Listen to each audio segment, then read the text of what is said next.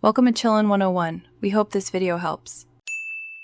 In this video, I will explain how to remove your Ford Focus wing mirror cover. First, gather your tools like a plastic trim removal tool and a small flathead screwdriver. Ensure your mirror glass is fully retracted, pushing it all the way in to create space. Working in a well-lit area will help you clearly see all the small clips you need to release. This preparation makes the entire process much smoother and prevents accidental damage. Next, you will carefully pry the mirror glass from its housing. Use your trim tool to gently work around the edges, applying even pressure until it pops free.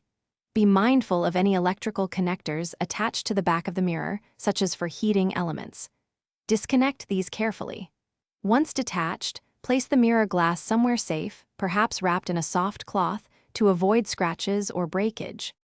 Now, with the mirror glass removed, you can clearly see the retaining clips that hold the outer cover in place. There are typically 3 to 4 clips located around the perimeter. Use your plastic trim tool to gently release each clip one by one. Insert the tool behind the cover and carefully lever the clip open.